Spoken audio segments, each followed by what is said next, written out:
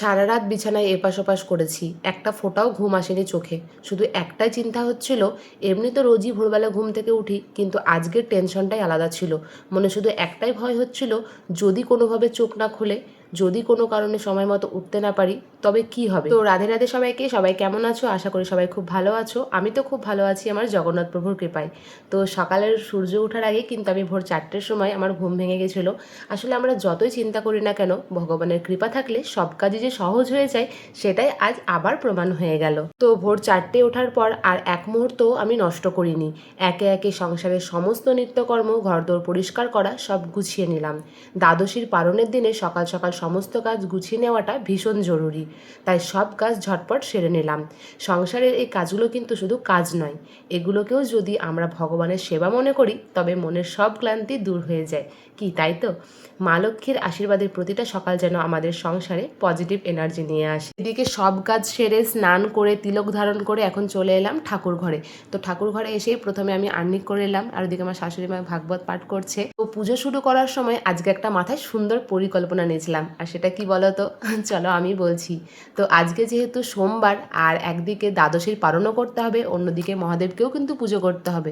তো আমি কি করলাম, পারণের নির্দিষ্ট সময়ের মধ্যেই ভগবানের পুজো সেরে ভগবানকে ভোগ নিবেদন করলাম, আর সেই মহাপ্রসাদের ভোগই আবার দেবাদিদেব মহাদেবকেও অর্পণ করলাম। তারপর নিষ্ঠা ভরে মহাদেবের পুজোটাও একসাথে সম্পন্ন করে নিলাম। এর ফলে একটা সুবিধা কি হলো জানো? পারণ শেষ করার পর আমাকে আর আলাদা করে মহাদেবের মাথায় জল ঢালার জন্য অত ব্যস্ত হতে হলো না। পারণের পুণ্যলগ্নেই গোবিন্দ আর মহাদেব দুজনেরই আশীর্বাদ একসাথে পেয়ে মনটা ভক্তিতে ভরে গেল আমার। তো আমার সাথে সাথে তোমরাও পারণের মহাপ্রসাদটা দর্শন করো। তো দেখো, আজকে পারণের মহাপ্রসাদে ছিল চিরা আর মিষ্টি ছিল আর মুড়কি ছিল। তো তারপরে ঠাকুর ঘরটা সুন্দর করে পরিষ্কার করে মুছে নিলাম। এরপরে চলে আসলাম বৃন্দা দেবীকে জল অর্পণ করতে, কারণ আজকে পরিক্রমা করব না, কারণ বৃন্দা দেবীকে আজকে স্পর্শ করা যাবে না। এরপর ছাদে এসে সূর্যদেবকেও জল অর্পণ করলাম।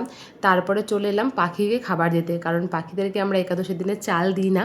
তো আজকে দেখো সবগুলো একসঙ্গে দিয়ে পাখিদেরকে খাবার দিলাম।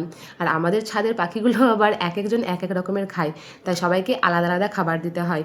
তো তারপরে আমি চলে আসলাম এখন নাম জপ করতে, কারণ এই সময়টা মানে চারিদিক শান্ত থাকে। তো এই সময়টাতে আমি একটু চেষ্টা করি নাম জপ করার।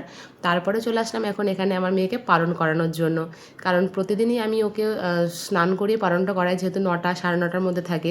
আর আজকে যেহেতু খুব ভোর, ওই জন্য ওকে উঠিয়ে পালনটা করে দিলাম, কারণ ঘুমন্ত অবস্থায় তো আবার পালন করানো যায় না। আর মেয়েকে পালন করানোর পর নিজেরাও পালন সেরে নিলাম। তারপর ভগবানের সেবার জন্য সমস্ত রন্ধন করে ভগবানকেও ভোগ লাগানো হলো, আর ভগবানের সেই মহাপ্রসাদ আবার মহাদেবকেও সেবা দেওয়া হলো। তো একটা কথা কি মনে হচ্ছে জানো, সারা রাতের সমস্ত ক্লান্তি যেন এই মহাপ্রসাদ দর্শনেই মিটে গেল।